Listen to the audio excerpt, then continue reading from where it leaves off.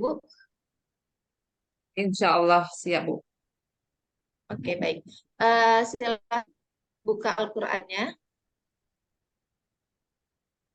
Silakan baca surat Maryam 1 sampai 3 saja, Bu. Ayat 1 sampai 3.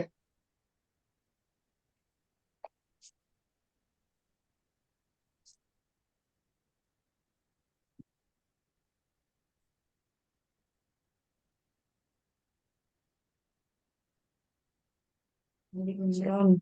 Juz 16.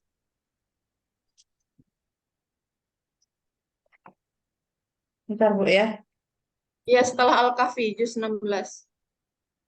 Yunus.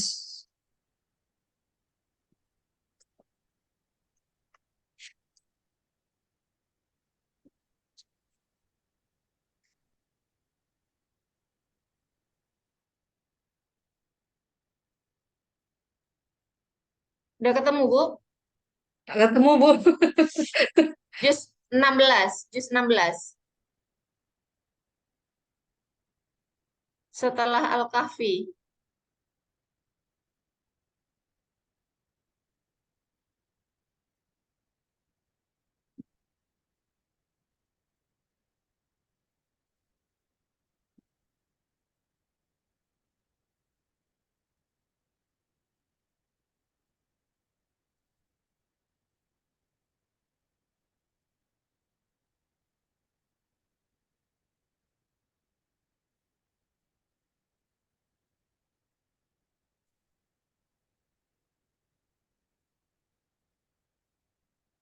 Surat ke-19, Bu. Juz 16. Setelah Al-Kahfi ya, Bu ya. Ya, Bentar, Bu. Bentar, Bu. Surah Maryam ayat berapa, Bu? ayat 1 sampai 3 saja.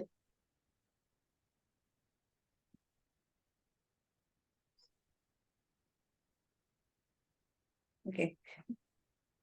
A'udzu billahi minasyaitonir rajim. Bismillahirrahmanirrahim.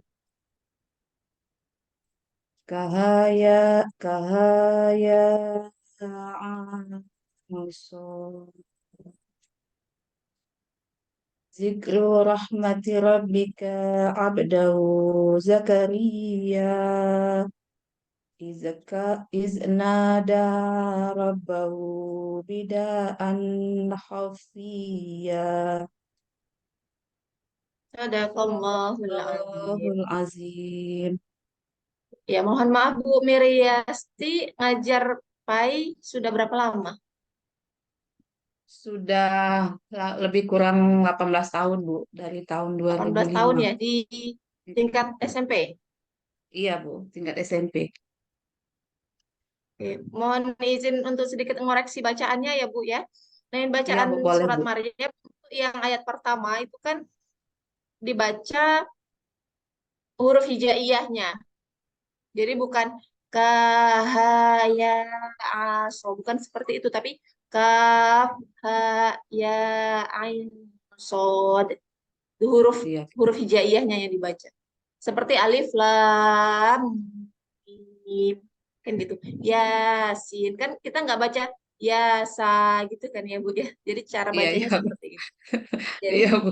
mungkin karena grogi jadi lupa. Iya, Ya, jadi mohon diperbaiki lagi. iya, Bu. Iya, Terus iya, iya.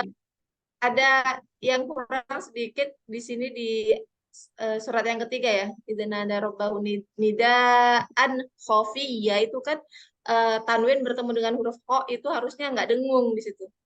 Nidaan khafiyya bukan Oh, iya. nidaan nggak dengung dia baca. Berarti Karena dia nidaan khafiyah gitu ya. izhar ya. Saya lupa istilah tajwidnya apa tapi itu nggak dengung karena tanwin bertemu dengan kho. Gitu ya Bu ya. Nanti mohon untuk lebih teliti lagi bacaannya karena sebagai guru ya mungkin saya juga nggak bagus-bagus sekali bacaannya, cuma Iya, Bu. sebagai guru nanti kayak jadi panutan begitu ya Bu ya. Mohon Iya, untuk diperbaiki lagi di iya. Terima kasih, Bu. ya sama-sama. Kemudian silakan tulis siapkan kertas sama pena Ya, atau marker.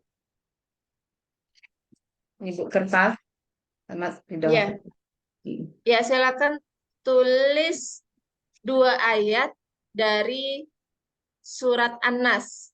Tahu An-Nas ya, Bu ya? Kul Dua auzubillahi ayat minas ya pertama Bu ya. ya, 2 ayat pertama dari An-Nas. Iya.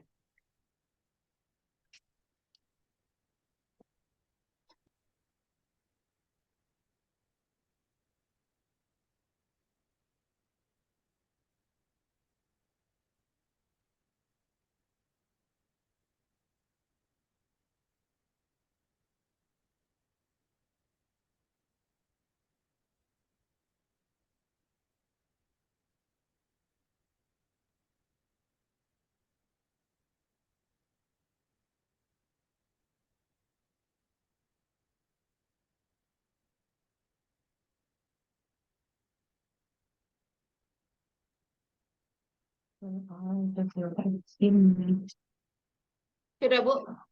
Kalau sudah Bentar Bu, silakan ditunjukkan. bentar Bu, satu ayat lagi. Oke, baik.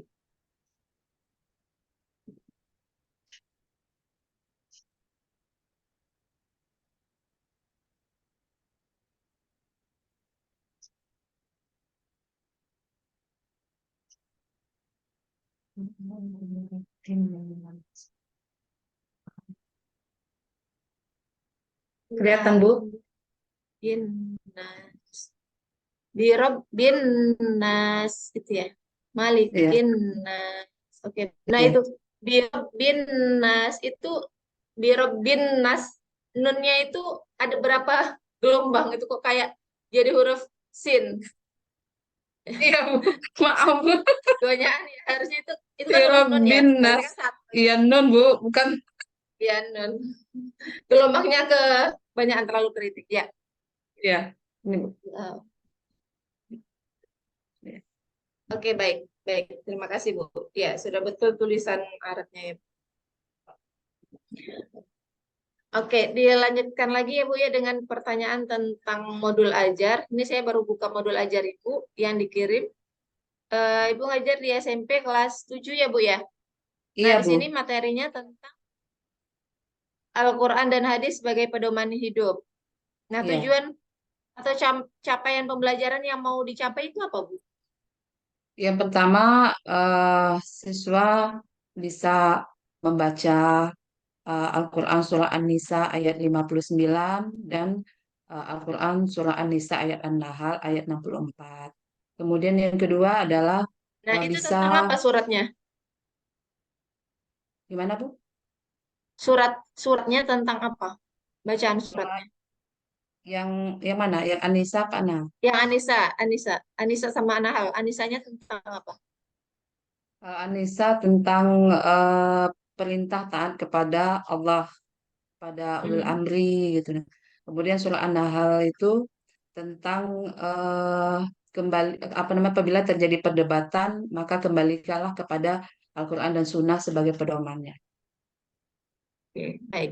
Jadi mereka bisa membaca Ya, surat tersebut, kemudian ya apa lagi? bisa menulis, kemudian menghafal, dan yang keempat itu adalah bisa menjelaskan eh, kandungan dari kedua surah tersebut. Oke, baik. Jadi ada 4 ya, bisa membaca, menulis, menghafal, sama mempelajari Menjelaskan kandungan kandungannya. isi Ya, Al-Quran ayat tersebut. Nah, ya.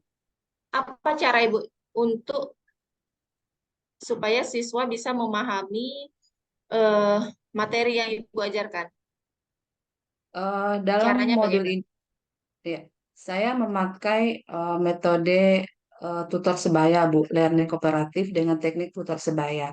Jadi, saya membagikan kelompok di dalam satu kelas itu saya bagikan beberapa kelompok di mana masing-masing kelompok itu eh, untuk anak-anak yang tergolong pintar itu saya bagikan saya apa namanya saya bagikan ke dalam kelompok-kelompoknya gitu lah Bu. Jadi sehingga nanti yang pintar ini dia bisa menjadi tutor bagi temannya gitu lah Bu. Nah, bagaimana Ibu menentukan siswa yang pintar dengan yang kurang? Oh, Seperti apa? itu sebelum sebelum mulai pembelajaran saya melakukan Hmm. pretest terlebih dahulu Bu untuk melihat kemampuan dari masing-masing siswa. Kan masing-masing siswa punya kemampuan yang berbeda-beda ya Bu ya. Ada Ya. yang menengah, ada yang tinggi, ada yang rendah gitu. Nah, jadi yang tinggi inilah nanti yang saya jadikan tutor dari masing-masing kelompok yang saya bagikan dalam proses pembelajaran gitu. Oke. Jadi Ibu memberi pretest sebelum mulai pelajaran ya. Nah, pretest Iya. ini dalam bentuk apa, Bu? Saya pertama memberikan dalam bentuk saya lihat dari apa namanya, saya berikan soal terlebih dahulu, kemudian dari situ saya bisa melihat Soal kemampuan dari soalnya masing-masing. tentunya esai atau pilihan ganda atau Ibu nanya langsung ke siswa gimana? Yang pertama saya memberikan secara langsung, Bu. Jadi pertama yang saya tanyakan adalah apakah Ananda bisa membaca Al-Quran? Jadi dari situ saya bisa melihat, Bu, kan Ananda ada yang menjawab, oh bisa Bu, terus saya kurang lancar Bu, saya masih ikro Bu, ya kan kayak gitu Bu. Nah, bagaimana Ibu bisa tahu bahwa jawaban anak-anak itu jujur? Misalnya ditanya, apakah Anda bisa membaca Al-Quran? Bisa, Bu. Kalau nggak dites bacaannya benar apa salah, gimana bisa tahunya? Setelah saya tanya, Bu, saya kan tanya, Ananda bisa baca Al-Quran? Bisa. Saya langsung tesnya, Bu. Saya bawa Al-Quran Mas- kecil ke kelas. Langsung saya, kalau Hmm. memang bisa, coba. Terus kalau seandainya Ananda yang, saya belum bisa, Bu, belum lancar. Coba nak baca dulu, Ibu pengen lihat nggak lancar kamunya itu seperti apa. Terus ada lagi yang jawab, Bu, saya masih ikro. Saya juga membawa ikro ke kelas, Bu. Jadi saya coba, kamu baca. Hmm. Oh, ternyata memang ada, Bu. Salah satu ada yang masih ikro dua, kan ada yang ikro tiga gitu. Masih ada ya anak SMP ya, Bu, ya, yang baru ikro. Masih Bu, masih ada Bu, Oh, iya, iya. Oh, masih ada ada. juga yang non di sekolah Ibu. Gimana Bu? Ada yang non Islam, non Muslim Oh, di ada Bu, ada sekolah Bu. Ibu. Kalau di SMP kami itu ada dalam satu kelas itu hampir ada siswa yang non Muslim Bu. Non Muslim. Iya, Oke, oke. Jadi beda latar belakang keluarganya ya, Bu, yang menyebabkan mereka berbeda dalam pengetahuan agamanya ya. iya, Oke, iya. baik. Nah, jadi setelah eh, bagaimana Ibu bisa mengawasi ketika proses tutor sebaya ini atau cooperative learning ya yang menggunakan itu Iya, iya, bisa iya. efektif di kelas? Ah, yang pertama tadi seperti yang saya katakan, Bu, saya kan bagi kelompoknya dulu, kemudian saya bagi Ananda yang termasuk pintar, saya bagikan dalam apa namanya per kelompoknya. Kemudian saya tetap aktif memantau sampai seandainya misalkan ada yang terkendala seperti itu, saya langsung saya arahkan, saya langsung bimbing-bimbing, sehingga nanti ketika Ananda kesulitan, saya langsung ambil alih pembimbingannya. Kemudian setelah dibimbing, saya arahan, saya kembalikan lagi ke yang tutor tadi, Bu. Dan alhamdulillah selama proses belajar mengajar saya menerapkan dengan proses tutor sebaya ini, alhamdulillah kondisi kelas kondusif, Bu. Efektif ya.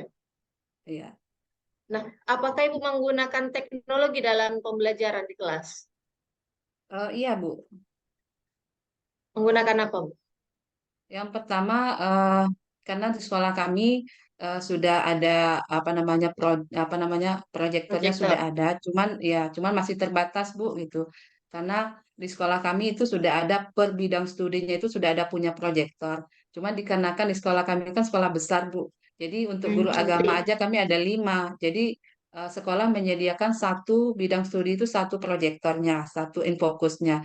Jadi kalau untuk kita pakai terus-menerus tentu tidak mungkin, Bu. Kita harus berbagi dengan teman-teman. Apalagi saya di sana itu kan termasuk apa namanya juniornya, Bu. Junior. Jadi harus mengalah Junior dari ya? senior kan.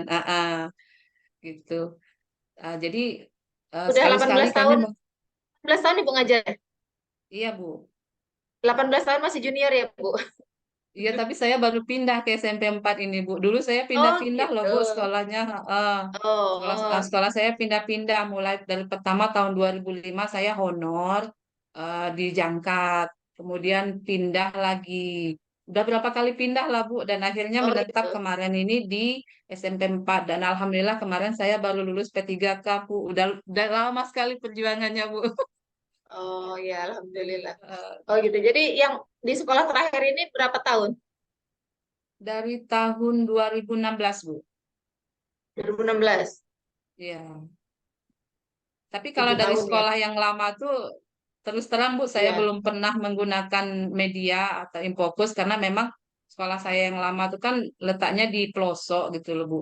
Nah, jadi setelah masuk ke SMP 4 ini, alhamdulillah mulai belajar sedikit-sedikit dari guru-guru senior yang ada di SMP gitu. Oke, baik. Nah, tadi kan menggunakan proyektor juga. Untuk Iya, materi ini sekali-sekali apakah Bu. terpakai? Kalau untuk materi ini, apakah Ibu menggunakannya? Pernah Bu, saya menggunakan proyektor Materi dengan ini, menayangkan materi video Bu. materi Maaf yang Bu, di sini sekarang ini, hujan Bu, materi jadi suaranya agak ujian ya? hujan hujan lebat Bu.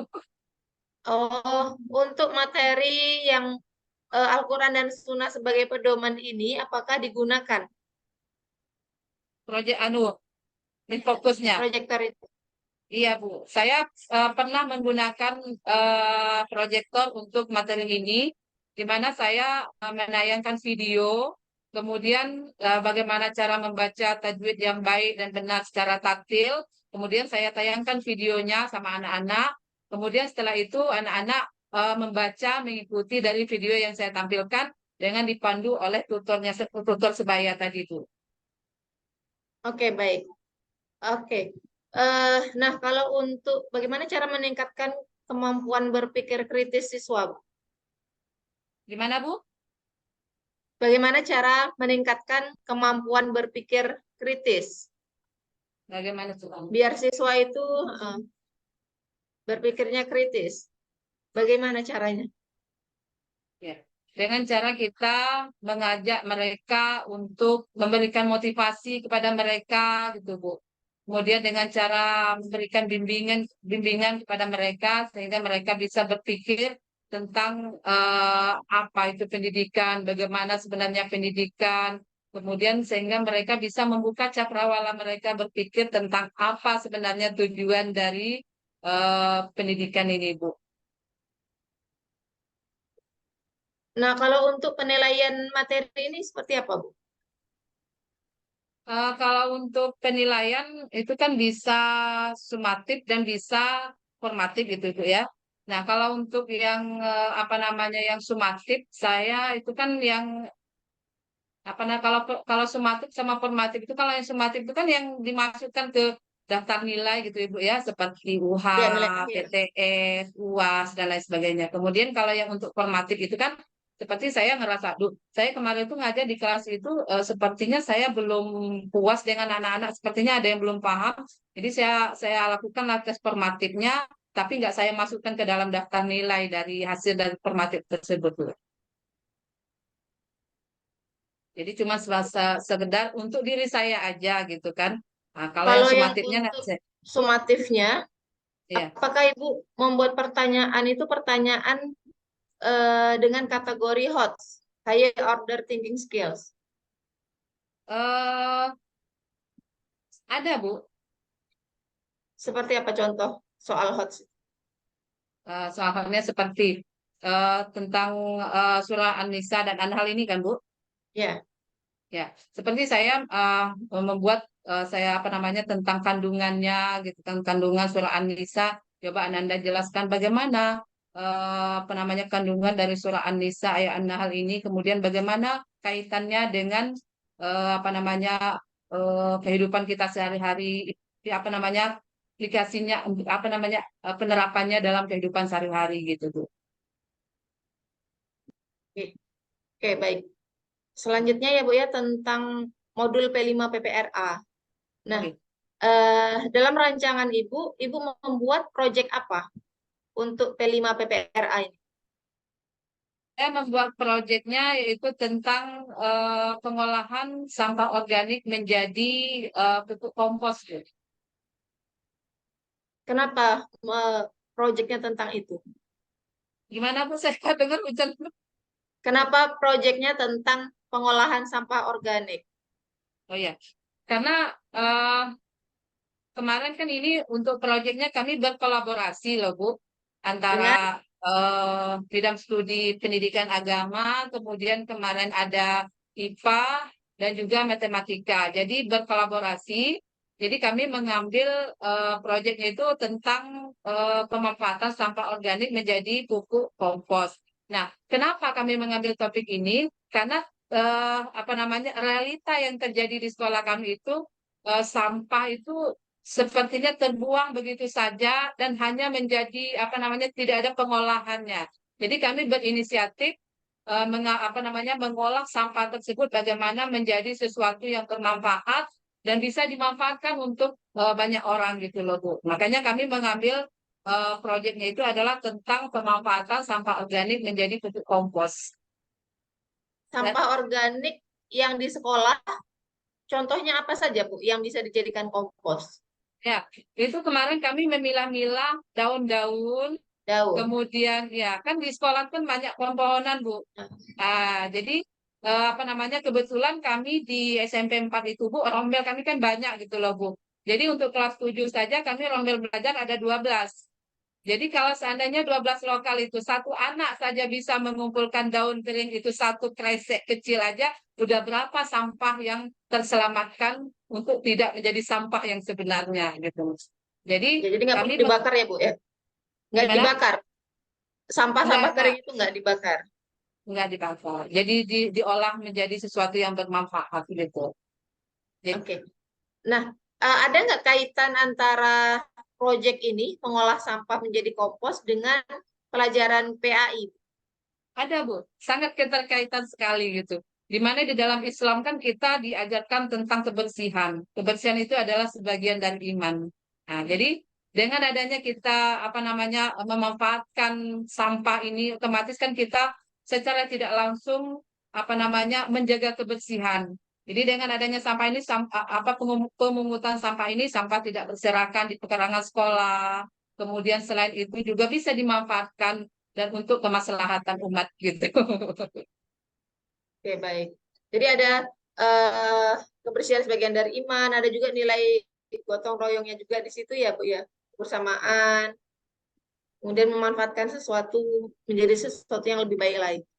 Nah, Iya. kalau untuk PTK, Bu, yang terakhir nih. Untuk PTK, apa yang Ibu buat Saya membuatnya tentang itu adalah judulnya Bu ya. ya? Ya. Peningkatan kemampuan membaca Al-Qur'an pada siswa SMP Negeri 4 Merangin pada materi Al-Qur'an dan Sunnah sebagai pedoman hidup dengan menggunakan metode tutor sebaya. Oke, jadi metodenya yang Ibu ajarkan di kelas ya? Iya, betul Bu, betul. Kenapa menggunakan itu? Yang terjadi di kelas Ibu apa? Di mana maksudnya permasalahan di kelas Ibu ya? Ya, permasalahannya. Ya, permasalahan di kelas itu saya pengen melihat bagaimana apa namanya implikasi dari penerapan metode tutor sebaya ini. Kemudian bagaimana hasil yang diperoleh tersebut Bu, gitu dari penerapan apa namanya metode tutor sebaya khususnya pada materi Al-Qur'an dan Sunnah dan terkhususnya lagi pada apa namanya Al-Qur'an surah An-Nisa dan surah An-Nahl ini Bu. Nah, apakah sebelumnya nilai siswa itu rendah sebelum menggunakan metode ini? Eh, Kalau sebelum menggunakan metode tutor sebaya ini, kalau masalah nilai Bu, eh, dibandingkan dengan setelah saya menggunakan metode tutor sebaya ini, memang ada peningkatan gitu tuh dari sebelumnya saya menggunakan metode tutor sebaya ini. Sudah dilakukan ini ya, Bu? Gimana Bu? Menggunakan penggunaan metode ini sudah digunakan di kelas, sudah dipraktekkan. Sudah Bu, sudah. Oke. Jadi kalau untuk PTK itu kan menyelesaikan masalah yang terjadi khusus di kelas Ibu ya. Jadi kalau Ya, memang masalahnya itu terkait dengan nilai yang agak kurang, kemudian penggunaan tutor sebaya juga menyebabkan jadi meningkat, berarti memang bisa membantu di situ untuk meningkatkan hasil belajar ya Bu ya. Nah, iya. eh, metode yang digunakan apa Bu untuk penelitian ini? Metodenya itu adalah dengan metode wawancara, Hmm. kemudian metode observasi, gitu loh, Bu.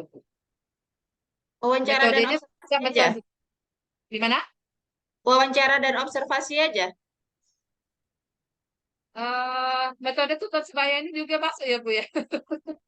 Bukan metode metode atau strategi mengajarnya, tapi penelitian Ibu ini. Oh iya.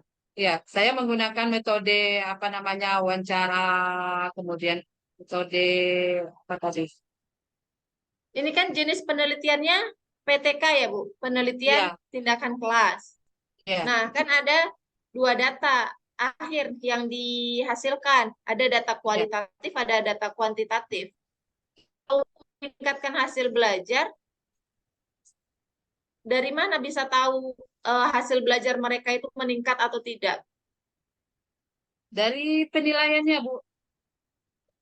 Dari apa namanya penilaian yang saya lakukan, kemudian saya juga memberikan semacam apa namanya itu, Bu? Eh, Angket apa namanya itu yang diapakan ke siswa tuh. Angket, ya. Angket, Ya, terus penilaiannya ini kan berupa nilai ya. Jadi iya, data utamanya itu sebenarnya dari nilai peningkatan hasil iya, belajar mereka, nilai yang sebelumnya berapa, mungkin di bawah KKM, kemudian meningkat iya, jadi berapa itu kan berarti nilai hasil belajar mereka. Baru mungkin iya, untuk mendukung data itu Ibu melakukan memberikan angket atau wawancara bisa juga. iya, Bu. Jadi untuk mengetahui penyebab kenapa kok nilai mereka itu tinggi, apakah prosesnya sesuai atau apa yang mereka lakukan ketika eh, dalam siklus itu seperti apa, berarti kan efektif atau tidak. Iya, Bu. Iya, Bu. Itu ya Bu ya. Oke, saya rasa cukup sekian Bu Meriasti Iya. kajian Terima kompre kasih, Bu. kali ini. Ya. Sehat selalu, Mudah-mudahan, Bu ya. amin. Mudah-mudahan saya selalu ya Bu ya, sukses, Iya, Bu. Sama, ya. lancar Amin. proses kerjanya. Terima kasih Bu Amin. Iya, sama-sama, Bu. Mbak Teddy.